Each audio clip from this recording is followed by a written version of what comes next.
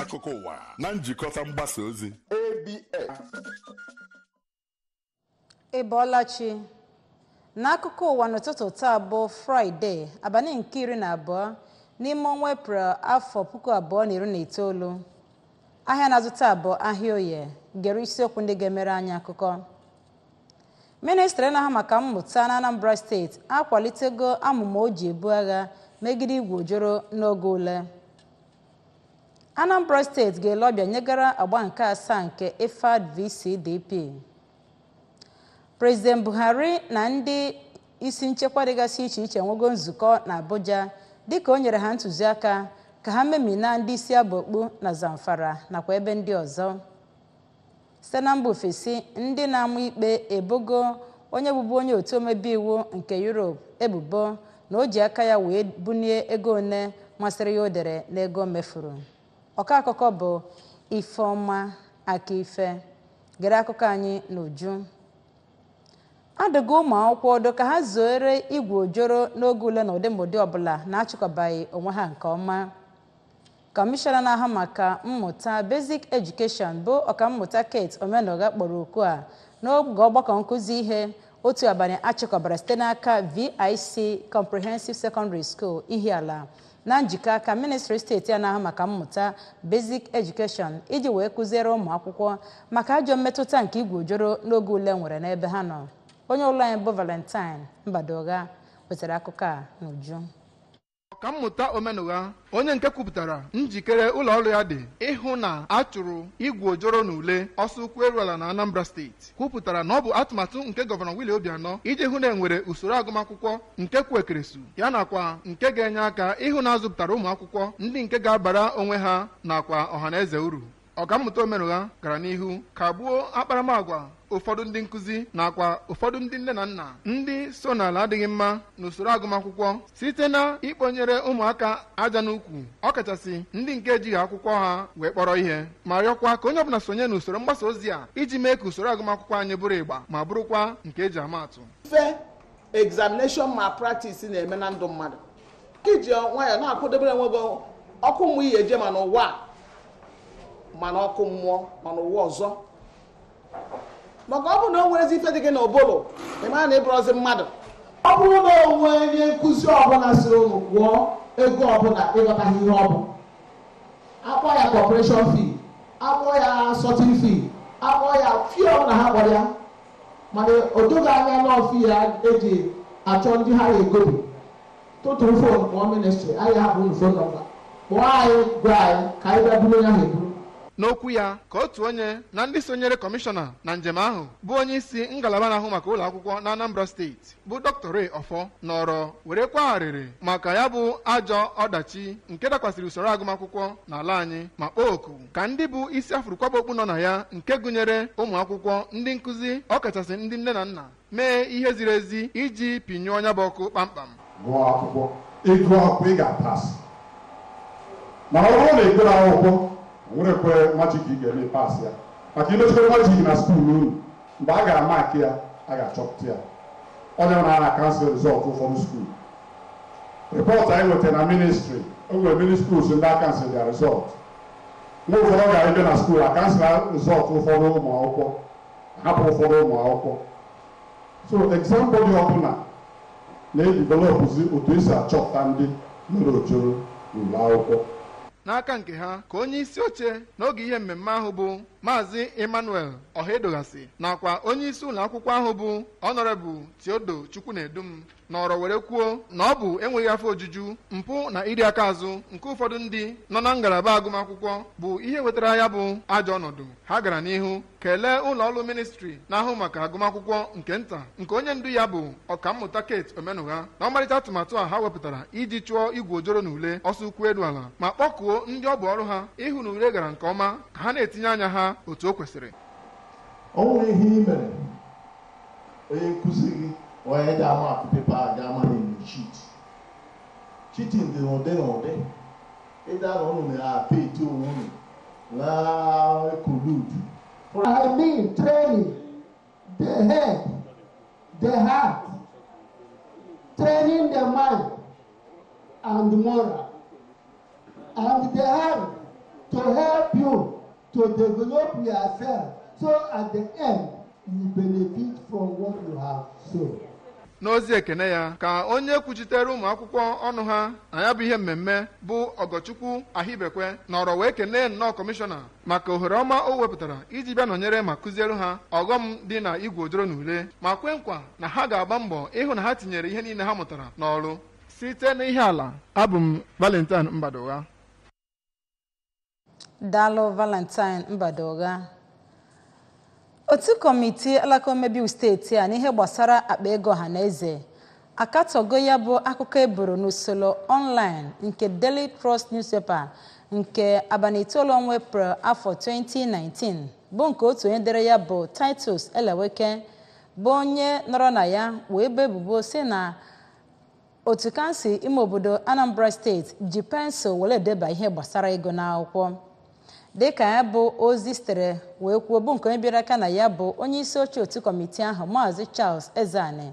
Ọ sị na onweghị mgbe ya onwe ya maọbụ onye otu kọmitii ahụ ọbụla ji wee kwuo okwu dị otu ahụ ma gbakwunye na otu kọmitii ahụ enweghị mgbe ha na Eleweke ji wee nwee mkparịta ụka. Ya bụ ozi gara n'iru wee mee ka amata na o juru otu kọmitii ahụ anya etu Titus Eleweke bụ onye abụghị onye nyere ikike ị na-abịa weta akụkọ ihe mere n'alaka omebe iwu ga-esi wee dị ụdị akụkọ ahụ o ji aka ya wee chịkọba onwe ya ma tinye aha na ọ bụ ha kwuru ya bụ ihe o dere. Ọ kọwara na otu kọmitii ahụ nọrọ n'oge ọ na-enwe mkparịta ụka ya na onye isi oche kọmitii nchere oge nke Onitsha South n'ihe gbasara etu ha si wee dekọ ihe banyere ego nke afọ 2017 bụ nke ha nọ wee n'aka alaka omebe iwu wee kpaa ya bụ alụ gbasara ya wee gụpụtara ya ihe bụ iwu nyere ma chetara ya gbasara ihe bụ iwu tiri maka ihe gbasara idebe ihe gbasara ego na kansụl ime obodo bụ nke gụnyekwere ntụziaka nke gọvanọ Willie Obianọ nyere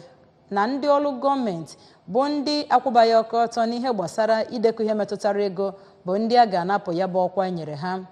Ya bụ ozi gara n'iru mee ka amata na onwe mgbe otu kọmitii ahụ ji wee tụọ onye isi oche kọmitii nchere oge nke Onitsha South aka maọbụ onye isi oche kọmitii nchere oge kansụl ime obodo ọbụla aka maka emeteghị ihe dịka aba akọ si wee kọọ. Na mbọ ọ na-agba ịga n'iru kwụsị etu esi aga emepụtagharị ihe emere na ihe akọpụtara n'ọrụ ugbo na Anambra steeti nakwa ebubo a na-ebo na a ga-ekpe ndị dị otu ahụ ikpe. Gọọmenti Anambra steeti na njikọ aka IFAD VCDP amalitego usoro itinye ikike ejirimara nke ihe mepụtara site n'ihe akọtara n'ugbo na Anambra steeti site n'aka otu Standard Organization of Nigeria SON. Ya bụ usoro inye ikike ejirimara bụ nke sitere n'ọgbakọ nkụzi ihe otu abalị nakwa ịkụzi ihe gbasara nchekwa ahụike nakwa gburugburu kwudosiri ike bụ nke duru ndị ọrụ SON nakwa ndị sitere n'ụlọ ọrụ Federal Competition and Consumer Protection Commission wee gaa n'ebe dịgasị iche iche a na-esuchapụta ihe na ọmmụọ kansụl ime obodo Ayamelem nakwa ụmụ Ezeanam na kansụl ime obodo Anambra West maka agba nke mbụ nke njem mankapụ gara n'ileta ebe dịgasị iche iche a na-esuchapụta ihe. Onye ọrụ anyị bụ Ebeleeze na-akọrọ ihe gbasara ọrụ ugbo wetara akụkọ a n'uju. Ọ sị ndị otu a rutere Udoka Rice Mill dị na ọmụọ na kansụl Ayamelem ka onye isi ụlọ ọrụ ahụ bụ Sir Paul Egwuatu dugharịrị ha ma gosie ha ụzọ dịgasị iche iche a na-aga tupu ha wee nwee ike itichasị rice tinyekwazialụ akpa dịgasị iche iche ha na-agbanye ya. Ka ha mesịrị nke a ka onye ogbo ya nke nọ n'ụmụ Ezeanam bụ Chief Mrs. Teresa na Obi onye isi ndị Nneamaka Cassava Processing Center bụ onye toro gọvanọ Obianọ n'inye ha ohere iji wee sororite erure na IFAD VCDP ma kwukwa na ha dị njikere ime ihe niile ndị SON gwara ha ma mekwa ka amata na ọtụtụ n'ime ya bụ ndị ha megorori na mbụ. N'okwu ya mgbe ọ gachara njem ihu ebe a na-esicha anya bụ osikapa nakwazi ebe a na-akwa akpụ ma na-emepụta garị ka onye isi ndị SON na ya bụ njem bụ Lady Ann Osakwe si na esoro ihe niile ha hụrụ na etu ebe ahụ si wee dị ọcha na onweghị ihe ga-anapụ ha ime ka ndị anụnwa kwunye n'usoro ndị a ga-enye mankap certificate. Lady Osakwe mekwara ka amata na ha ebidobeghị ugbu a chịkọba ihe niile a ga-eji wee nye ha ya mana mgbe ha bidoro na ndị anwa ga-ebidogodo ibe nke nke ndị oyibo kpọrọ personal protective equipment nya bụ akụrụngwa niile ahụ onye ọbụla na-alụ ọrụ n'ebe a na-emepụta ihe ga-eyi bido n'isi ruo n'ụkwụ ma nke ha ga-ekpu n'imi ma nke ha ga-ekpu n'anya ka ha wee nwee ike ịfụ na enyere ha nya bụ asambodo mankap nke ha ga na-eji wee na-emepụta ihe. N'aka nke ya ka onye akpọrọ Consumer Education na-enyere onye isi ụlọ ọrụ ndị Federal Competition and Consumer Protection Commission South East Zone bụ Maazị Anthony Nwafọ sịrị na ya enweghị nsogbu na ọ bụrụ na ndị niile anụnwa gara na nke ha na-emepụtasị ihe mee ihe niile ndị Son gwara ha nakwazi ndị ọzọ niile dịka NAFDAC kwuru na ha na-ene anya na ndị ọrụ ugbo ga-enye ndị mmadụ nri ga-enye ha ihe n'ahụ wee ghara inye ha ọya ọbụla. Na mbụ ka onye na-ahụ maka agro processing and quality enhancement na ụlọ ọrụ Ifeadị dị n'Awka bụ Maazị Bonaventure kwuru sị na ya bụ nneta ndị mankap gara n'ụlọ ọrụ ndị adịgasị iche iche bụ iji wee mee ka ndị ọrụ ugbo mata ihe chọrọ ha n'aka ka ndị Son wee nwee ike iji wee nye ha asambodo ahụ a ga-eji wee nabata akụrụngwa ha ihe ha mepụtara na mba ụwa. Nya bụ njem bụ nke eji ịkparịta ụbụbọ wee mechi n'ebe dịgasị iche iche ejere ya site na Ụmụeze Anam dị na kansụl Anambra West. Abụ m Ebele Eze n'aha ụlọ ọrụ ABS. Daalụ Ebele Eze. N'ihe rụzi otu izu ụka ugbu a, Anambra steeti ga-ene ọbịa nyegara agba nke 7 nke amụma njikọ aka gọọmenti etiti nakwa IFAD Value Chain Development Program na-abagide. Onye na-ahụ maka ihe gbasara ịkwalite ọrụ ugbo nke IFAD VCDP Dr. Chika Unamma mere ka amata nke a n'ọgbakọ ọzụzụ abalị abụọ n'ihe gbasara igbo nsogbu iju mmiri nakwa mgbanwe ihu igwe bụ nke achịkọbara site n'aka ya bụ ụlọọrụ nke ụlọọrụ IFAD VCDP n'Awka. Onye ụlọ anyị bụ Ebele Eze wetakwara akụkọ a n'uju. N'okwu ya ka ha je netacha mmiri ozi dị na Ufuma kansụl Orumba North ka Dr. Unamma nọrọ wee kwuo na ndị isi ụlọọrụ IFAD VCDP ga-abịa hazie kọchaa ma gbokwa anya bụ mmiri ka ọ ghara ị na-abanyezi n'ugbo ndị ọrụ ugbo imebiri ha ihe akụkụ ha. O mekwara ka amata na ebe ndị ọrụ ugbo magoro ihe gbasara etu esi akọpụta nri nyafụ na ha agaghị ahapụ ka ihe ọbụla mee gịnị na-bie ha ịkọpụta ya bụ nri etu ha si wee chọọ. N'ihe nkụzi ya nke a kpọrọ Rice Fields, Floods and Control ka onye ọkachamara n'ihe gbasara igbo idei mmiri nke si Ahmadu Bello University Zaria bụ ọkammụta Henry Igbedon gwalụ ndị ọrụ ugbo na ihe izizi ha ga-eme mgbe mmiri na-achọ ịba n'ugbo ha bụ ha na ndị obodo ijikọ aka n'onwe ha wee chọọ ka ha ga-esi wee gbuo ya site n'iwere akpa kpojuo aja ma ọkwa na igwu onunu ma ọkwa mee ka ya bụ mmiri nwee ụzọ o si aga ebe ọ sụchiri asụchi. Prọfesọ Igbedon onye gwakwasịrị ha ka ha were kọntọ bonds nke akpọ kọntọ bonds n'oyibo ditches na ndị nke ọzọ wee gbuo idei mmiri mgbe ọbụla ha fụ na ọ na-achọ imebi ihe akụkụ ha nwere na ọ bụ ya bụ ihe nke mbụ na mbụ ha ga-eme.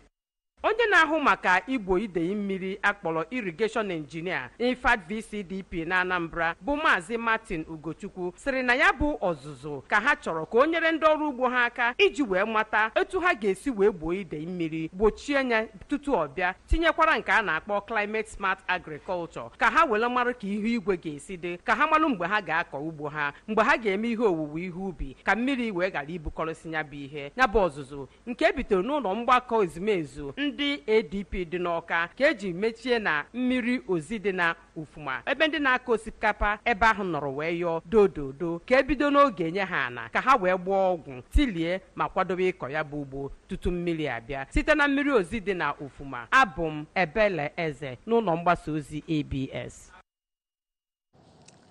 N'igosi na obi adịghị ya mma gbasara etu esi wee gaa n'iru wee ka jigide Leah Sharibu nakwa ndị ọzọ site n'aka ndị isi ekwekwe Boko Haram kamgbe ọnwa Februarị afọ gara aga, alakụkwu omebe iwu Senate agwago gọọmenti etiti ka o mee ngwa ngwa wee fụ na atọhapụrụ ya na ụmụ akwụkwọ ndị ọzọ sitere na Science Secondary School Dapchi, Yobe State aka ji eji. Ya bụ mkpebi gbasara Leah Sharibu bụ onye nke aka ji eji bụ nke sitere n'okwu ekwentịrị site n'aka Senator Shehu Sani PRP Kaduna Central. Senator Sani onye mere ka amata ka ndị ogbo ya mata gbasara ọnọdụ Sharibu mere ka amata na ọ dị mkpa ka akpọkọọ gọọmenti etiti ka o mee ngwa ngwa ma ihe niile o nwere ike ime iji wee fụ na atọhapụrụ ya bụ nwatakịrị nwaanyị aka ji eji. Sani onye sitere n'okwu ya site na ntụziaka nke 43 nke usoro eji eme ihe na Senate bụ nke metụtara nkọwa nke ya onwe ya mere ka amata na ka ọ gachara ọnwa 14 eji wee jide Leah Sharibu site n'aka ndị isi ekwekwe Boko Haram nakwa afọ 5 nke ejibeghị wee tọhapụ ụmụaka ụmụ nwaanyị eji eji site na Chibok. A ga-echeta na otu sitere n'aka ndị isi ekwekwe Boko Haram nọrọ n'abalị 19 nke ọnwa Februarị afọ 2018 wee tọrọ ụmụazị ụmụ nwaanyị dị 115 sitere n'otu ụlọ akwụkwọ ma tọhapụ 109 ka ọ gachara otu ọnwa, kwuo na 5 n'ime ụmụaka ụmụ nwaanyị ahụ atọrọ nwụrụ n'oge ha nọ n'aka ha, ebe Leah Sharibu bụ onye ejigere jụ na ha agaghị ahapụ ya n'ihi na ọ jụrụ ịhapụ okwukwe ya. N'agbanyeghị na gọọmenti n'ogogo etiti nakwa n'ogogo steeti kwere nne na nna Leah Sharibu nkwa na a ga-atọhapụ ya site n'aka ndị ahụ ji ya eji na a ga-eme ihe ọbụla e nwere ike ime iji wee fụ na nke ahụ nwere isi, ka ọ gachara ọnwa 13 ọ ka nọkwa n'aka ndị isi ekwekwe ahụ ji ya eji. Onye isi ala President Muhammadu Buhari nọrọ ụnyaahụ wee nye ntụziaka nyegara ndị nchekwa ka ha gbochaa ha ntị bụ ndị isi abokpu na-emekpa ndị mmadụ ahụ na Zamfara steeti nakwa gburugburu ya nakwa ihe iche aka mgba nchekwa ndị ọzọ a na-enwe n'ala anyị. Onye Chief of Defence Staff General Gabriel Olanisaki mere ka amata nke a n'oge ọ na-agwa ndị nta akụkọ okwu n'oge enwechara nzukọ were ihe dị ka awa 2 nke ndị nchekwa nakwa President Buhari nwere n'ọnọdụ onye isi ala dị na Abuja. Ọ sịrị na ha bụ ndị enyegoro ntụziaka ka ha bagide n'ọlụ ozigbo ma gbochaa ha ntị ndị niile abụ ndị isi abokpu bụ ajọ nwesị Owere wee ba nne ha afọ bụ ndị na-emekpa ndị mmadụ ahụ nakwa ihe ndị ọzọ metụtara nchekwa n'ala anyị bụ nke enebara anya n'ụzọ kwesịrị ekwesị. N'otu oge ahụ kwa a na-ekwu ya bụ okwu, onye ji ọkwa dịka onye Inspector General ndị uwe ojii IGP Mohammed Adamu sịrị na n'oge ha zutechara ndị isi ekwekwe na ndị ọchọnganaoke na ndị na-atọrọ mmadụ na Abuja Kaduna Road n'okporo ụzọ ghere oghe ebe nwere ezi nchekwa n'okporo ụzọ zi. Akụkọ isi mba ofesi na-enweta na-ekwu na Dutch Gesellschaft for International Zusammenarbeit bụ otu na-akwalite mmepe sitere mba Germany nọ n'ala Naịjirịa ma bụrụ ndị mere ka amata na ihe dị ka ụmụafọ Naịjirịa dị 35,000 bụ ndị ga-erite erere na amụma ịkụzi ọlụ aka dịgasị iche iche n'ihe gbasara ewumewu nakwa ngalaba ọlụ ugbo. Ya bụ amụma inye ọzụzụ maka ọlụ nyegara ndị ntorobịa bụ nke gbadoro ụkwụ na ịkwalite ego a na-enweta na ikepụtakwa ohere ọlụ nyegara igwe ndị ntorobịa ala Naịjirịa dịka nwoke ebe ezi ọlụ bụ ihe ahụtara dịka ihe na-ebute ọtụtụ ndị mmadụ ji wee na-esi obodo anyị na-agbaga mba Europe nakwa mba ndị ọzọ nwere ụlọ mmepụta ngwa ha n'ebe ọ dị ukwuu. Dabere na ya bụ usoro ikepụta ọlụ, ọ ga-akwalite ime ka ụmụ afọ ala Naịjirịa bụ ndị ntorobịa bụrụ ndị ga-adị mma iwu ha n'ọlụ na ngalaba umewu nakwa ngalaba ọlụ ugbo nke akụ na ụba site na inye ha ọzụzụ nka na ụzụ nakwa ọzụzụ ọlụ aka dịgasị iche iche. N'okwu ya n'oge ọgbakọ nkụzi ihe ndị eji okwu ha agba izu bụ nke a chịkọbara ya site n'aka ejensi ahụ na njikọ aka ministri na-ahụ maka atụmatụ ego ọrụ na nhazi etiti, onye isi ngalaba na-akwalite ọzụzụ maka ndị ntorobịa n'ala Naịjirịa Maazị Hans Ludwig Brins sịrị na otu n'ime ihe ogbochi ha na-ezute n'ịkwalite ikepụta ọlụ dịka na ngalaba ọlụ ugbo na ewumewu bụ enweghị ezigbote ndị a zọrọ nke ọma tozuru etozu. Dịka o si wee kọwaa, otu n'ime ihe kacha wee bụrụ ihe butere nke a bụ nke dabere na-enweghị ezigbote usoro eji akụzi ihe n'ụlọ akwụkwọ, ọzụzụ ndị nkụzi nakwa akọrọngwa eji akụzi ọmụmụ nka na ụzụ nakwa ọlụ aka dịgasị iche iche.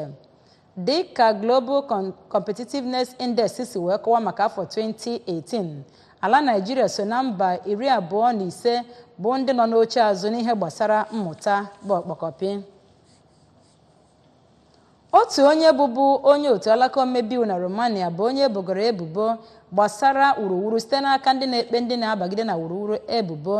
n'ihi na eboro ya ebubo na o nwere ka o si wee degharịa ihe dị n'ego o mefuru bụ nke o kwuru na o mefuru €50,000. Ndị ahụ na-ekpe ya ikpe bụ ndị boro Ruhan Petro ebubo na o jiri risiti nke adịgboroja wee nweta ego nke ndị alaka omebe iwu na Europe dịka esi wee gwa ndị nta akụkọ site n'aka otu Romania National Anti-Corruption Directorate. Ya bụ ozi mere ka amata na n'agbata abalị 17 ọnwa Maachị afọ 2010 na abalị 6 ọnwa Maachị afọ 2012 na Luhan bụbu onye otu Democratic Liberal Party nke onye bụbu onye isi ala Romania bụ President Traian Băsescu nọ na ya bụ onye tinyere risiti adịgboroja 35 bụ nke o ji wee kwu ka akwụghachie ụgwọ n'ego mefuru maka ime njem. Luhan bụ onye kwenyesiri ike na o ji aka ya wee dee agadaga ego bụ nke o kwuru na ọ bụ ego o ji wee gote tiketi o ji wee baa ụgbọelu ma bụrụkwanụ nke ọ nọrọ na ya wee tinye risiti ndị ahụ o jiri aka ya wee dee mgbe n'eziokwu o siri Brussels wee gaa Strasbourg site na ụgbọelu dịka ndị a na-ekpe ya ikpe si wee kwu. Ya bụ okwu bụ nke ewegara n'ụlọ ikpe Bucharest. N'ime afọ gara aga otu kọmitii nke alaka omebe iwu Europe kpọrọ oku ka etinyekwuo ịkwụba aka ọtọ gbasara ego dị €446 bụ agadaga ego enyere ndị otu alaka omebe iwu Europe na-enweghị ajụjụ agbara n'etu esiri wee mefuo ya bụ agadaga ego a na-ekwu maka ya. Diego Costa bụ onye amara amara na Atletico Madrid n'ịgba bọọlụ ụkwụ bụ onye agaghị esonye na asọmpi nke oge a n'oge enyefechara ya ikike nke eji wee sị ya na ọ gaghị eso na agba nke asatọ nke ya bụ bọọlụ ụkwụ nke ndị Spanish Football Federation ụnyaahụ nyere ya. Costa bụ onye ezipụrụ na agba nke mbụ nke ya bụ bọọlụ nke ndị Atletico nọrọ na ya wee were goolu abụọ asaghị asa merie ndị Barcelona ụbọchị Satọde maka etu esi wee kwuo na ọ gara kparịa onye refri bụ Gil Manzano. Manzano kwukwara na Costa bụ onye gara dọdo ya n'aka n'ime oge ahụ. Pascal Chinazọ Onyedonagoro mmụọ bụ ya bụ nwoke gbara afọ 40 ma bụrụkwanụ onye eboro ebubo ụgha na ọ chọrọ ịtọrọ ụmụaka abụọ na-eje akwụkwọ ma bụrụzie onye etigburu n'aka site n'aka ndị iwe dị n'obi na Ụmụoji, Anambra steeti bụ onye a ga-enyi tata n'obodo ya dị na Ụmụlichi Ogbu Abatete na Anambra steeti. Tutu ruo oge ọnwụ ya n'abalị 3 nke ọnwa Febrụwarị afọ 2019, Pascal bụ onye na-achịkọba mmemme ma bụrụkwanụ onye na-ebunye ndị mmadụ akọrọngwa eji eti egwu na mmemme. Akụkọ gbasara ọnwụ ya bụ nke a gbasara n'ebe ọ dị ukwuu na usoro mgbasa ozi dịgasị iche iche nakwa usoro nzikọrịta ozi ọgbara ọfụ dịgasị iche iche dịka ọtụtụ ndị mmadụ na-akpọ oku ka a bọọ ụgwọ gbasara ọnwụ ya. Ọtụtụ ndị ọzọ jiri ya bụ ọnwụ Pascal wee kpọọ oku ka eweta na njedebe ndị mmadụ ị na-eji aka ha etigbu ndị kpara agwa ọjọọ n'ala Naịjirịa. Ndị ezinụlọ ha kosi na desere na ọka nwebeghị onye ọbụla aka kpara gbasara ọnwụ amadi ya. Anyị na-asị ka mkpụrụ obi Pascal zuru ike udo. N'ebe a ka akụkọ ụwa kọrọ n'ụtụtụ a ma tupu anyị apịachie, cheta na ị nwere ike isonyere anyị n'akụkọ na ihe mmemme ndị ọzọ n'ebe ọ bụla ị nọ n'ụwa site n'ịbanye n'akara ndị a. Banye na www.abs site n'ịbanye n'akara ndị a, banye na Facebook site n'ịbanye na ABS Radio Television na usoro nzikọrịta ozi Facebook. Ị nwekwara ike isonyere anyị na YouTube site n'ịbanye na youtube.com/ABS Radio TV online. Sonyekwara anyị na Twitter na ABS Radio TV. Ebe ị nwekwara ike ịbanye na Instagram site n'ịbanye na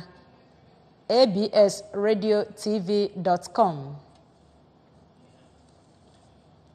N'iwetezi akụkọ ụwa n'ụtụtụ a na njedebe, gị nwekwa isiokwu ndị mere akụkọ anyị kọrọ gị. Ministri Anambra steeti na-afọ maka mmụta na-akwalite agha na-ebu megide igwe ojoro n'oge ule. Ebe Anambra steeti dịgoro njikere maka ile ọbịa na agba nke 7 nke IFAD VCDP na nzukọ ha ga-enwe.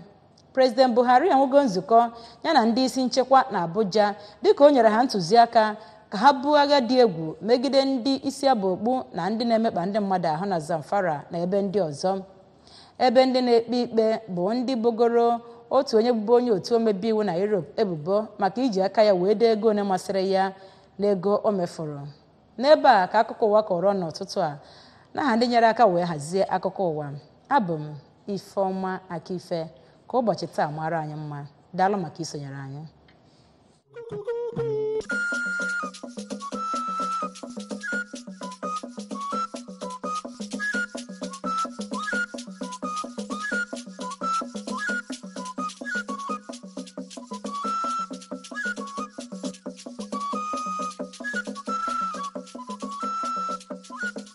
Akụkọ ụwa na njikọta mgbasa ozi ABS